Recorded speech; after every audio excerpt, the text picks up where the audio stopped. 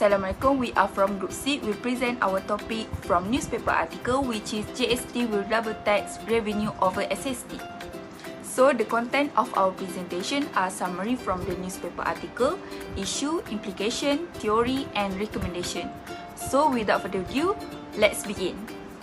Hi, my name is N4AM2285G and I will present the summary of this newspaper. The title of newspaper is GST will double tax revenue over SST, and it was written on 13 June 2022 by FMT reporters. This newspaper talk about the implementation of GST is better than SST and the revenue is double than tax revenue of SST. Before that, let me explain what is GST. Datuk Seri Najib Razak introduced the Goods and Services Tax GST at a standard rate of 6% starting from 1 April 2015 to enhance the revenue collections and to modernize its taxation system and improve business efficiency.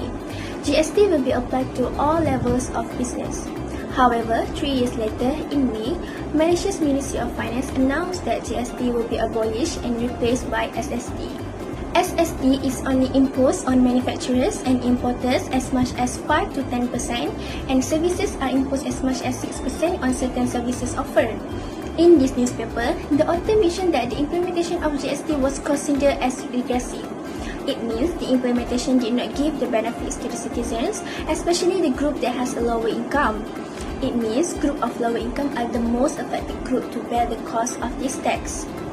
In this newspaper, also mentioned if the government wants to reintroduce GST back, the government should provide subsidies to the lower group.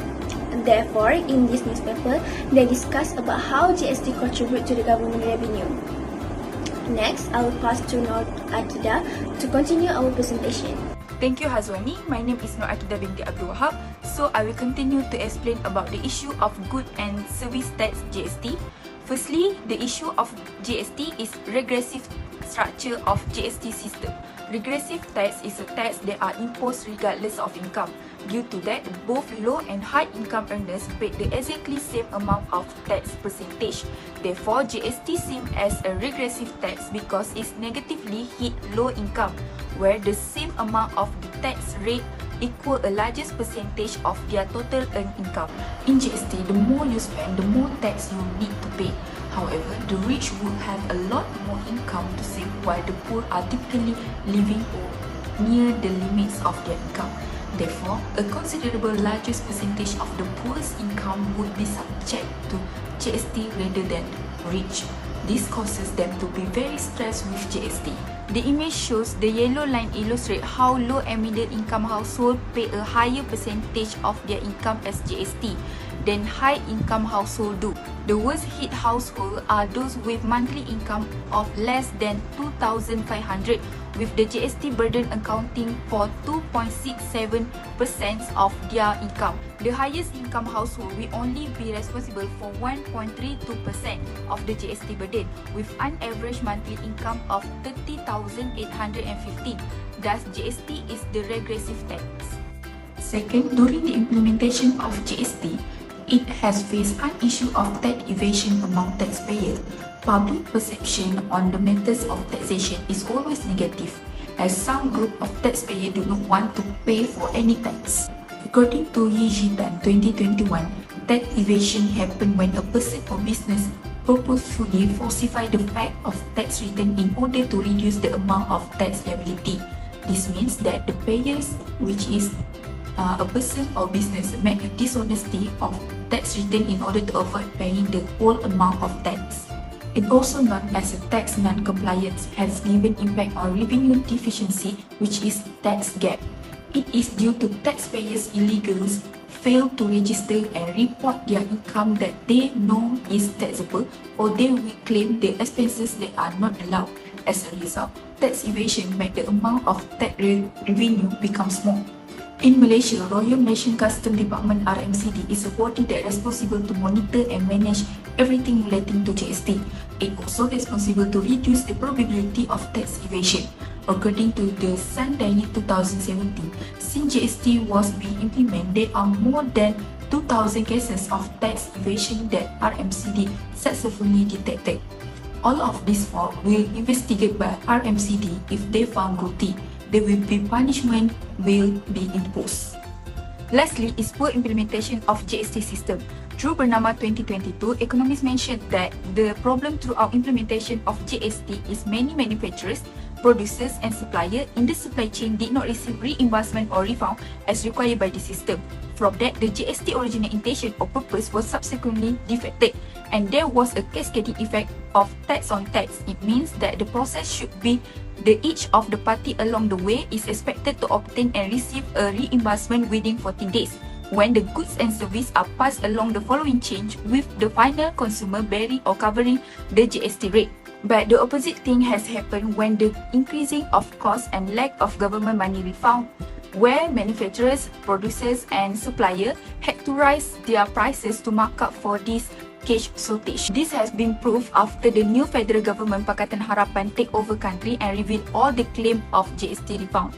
Until 31 May 2018, they are up to 19.4 billion in GST refund errors, involving more than 1,200 registrants. Then on 4 March 2019, there are still pending GST refund claim amounting to 22,145 billion, that involving 298,457 statements and 168,839 registered. But on 3 May 2019, government to RMCD has settled the refund amounting to 4 billion to 54,603 GST registrants. This shows how the poor implementation of GST. So that's all from me. I will pass to the next presenter. Thank you.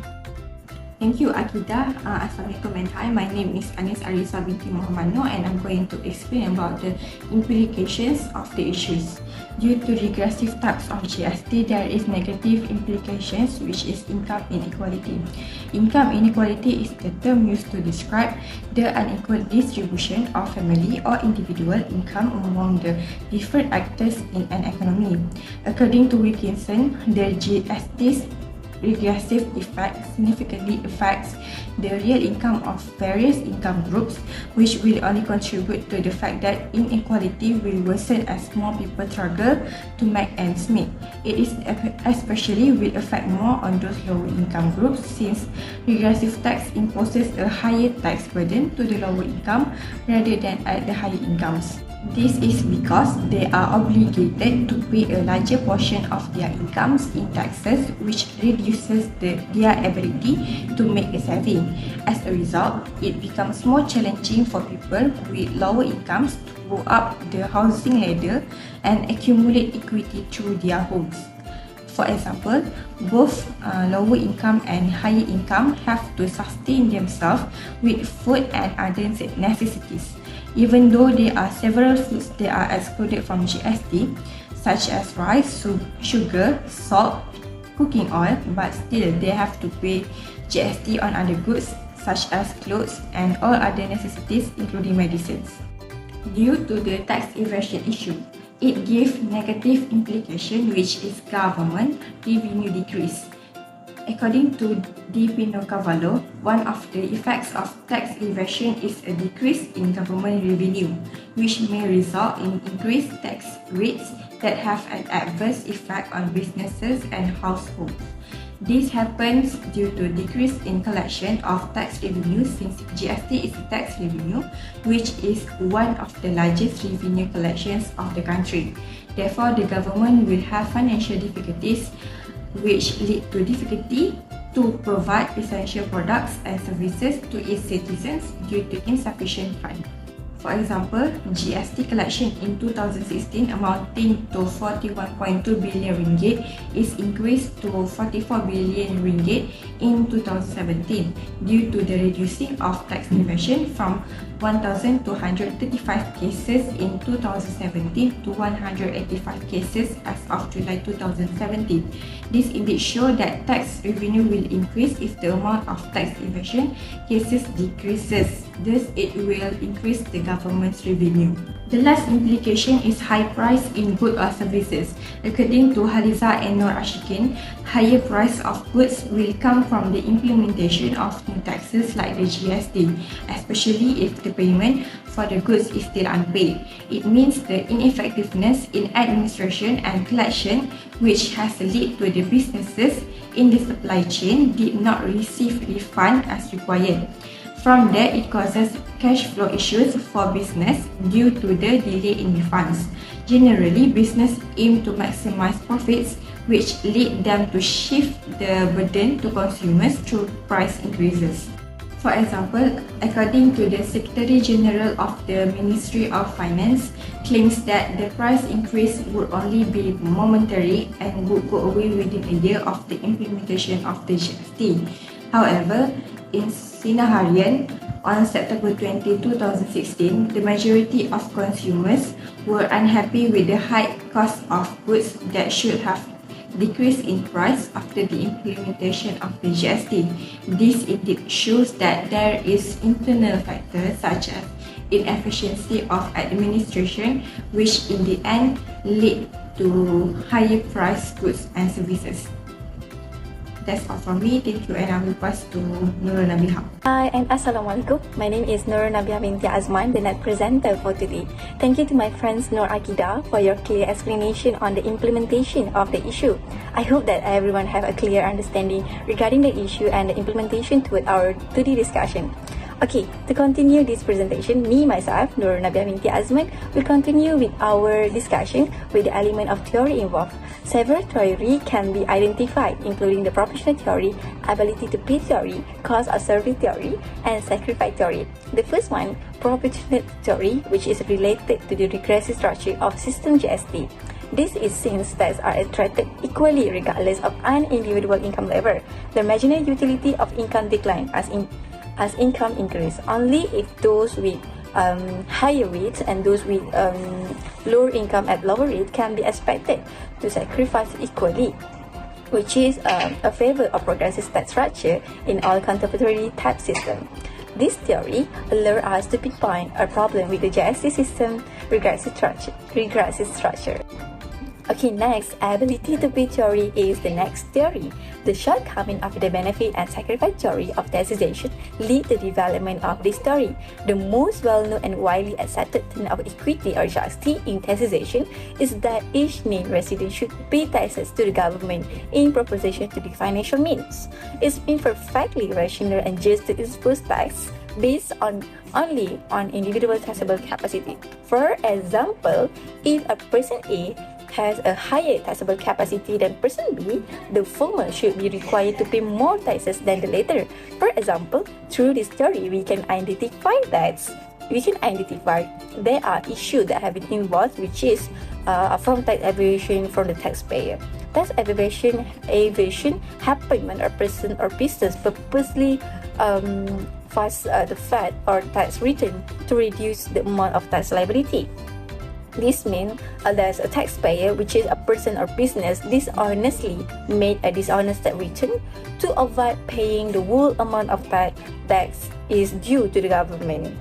Okay, next, the cost of service theory, which is related to the issue of poor implementation of the GST system. Through the issue of poor implementation of GST system, we can identify that the issue cannot be related with the cost of service theory, because through that issue that we mentioned, we need to understand that many manufacturers, suppliers in the supply chain did not receive refund as required by the system.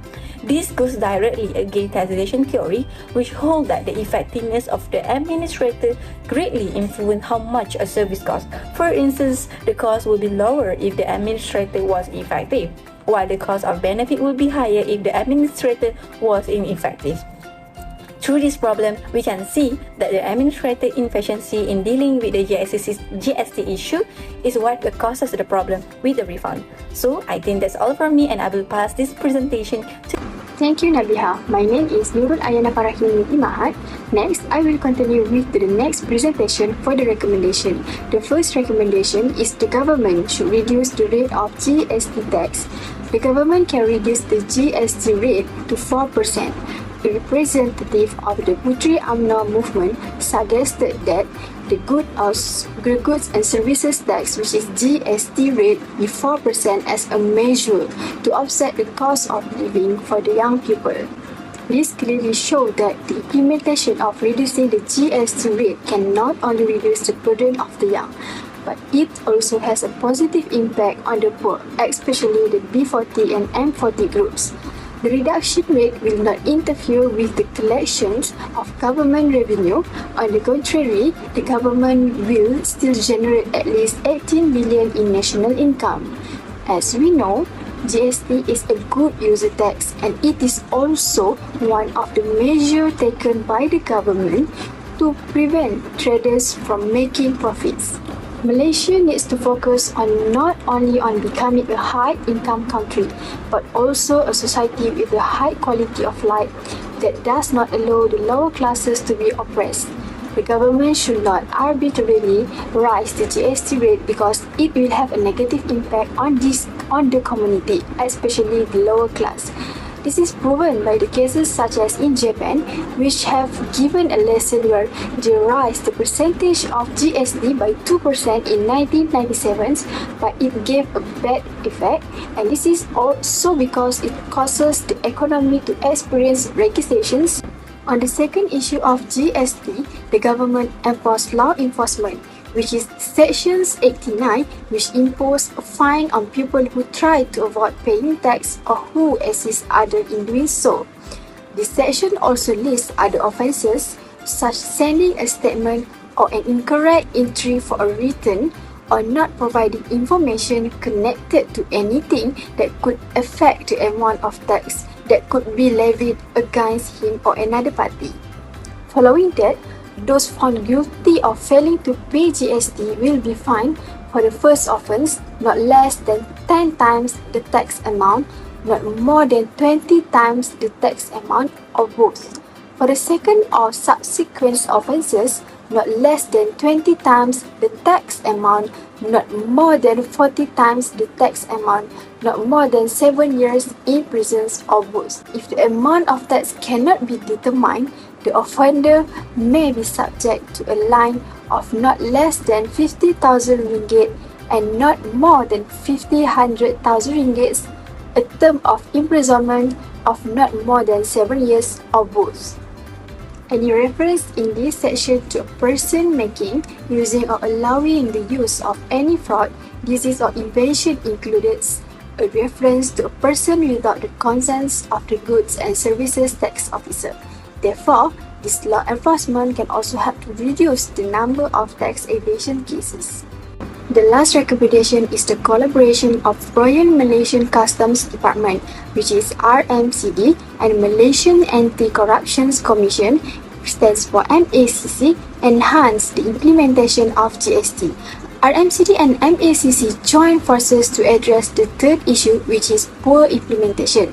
Therefore, the Malaysian Anti-Corruption Commission and Royal Malaysian Customs Department play a role in enforcing laws and regulations, in examining the practices, systems, and procedures of public bodies to facilitate the discovery of offences involving GST issues. Following that, the issue of weaknesses in the implementation of GST should be addressed by the MCC, where this body plays a role in ensuring that there is no corrupt activity throughout the implementation of GST. As we know, corruption is the biggest and most difficult issue to deal with in Malaysia, while RMCD should play a role in ensuring that manufacturers, producers, and suppliers in the supply chains receive refunds or refunds as required by the system. This is to ensure that the distributions of revenue from GST can be divided according to the rates and conditions of GST implementation that have been set. With the combined results of RMCD and MACC, we hope to be able to help in dealing with all the problems that occur during the implementation of GST, so that similar cases will not happen again. That's all from me. Next, I will pass to the next presenter for the conclusion.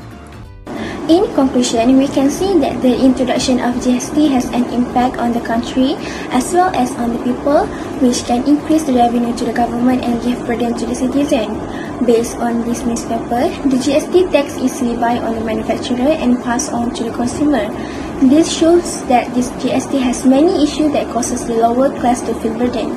Therefore, the government needs to observe more about the implementation of GST as to have benefit on both consumer and the country. That's all from us. Thank you.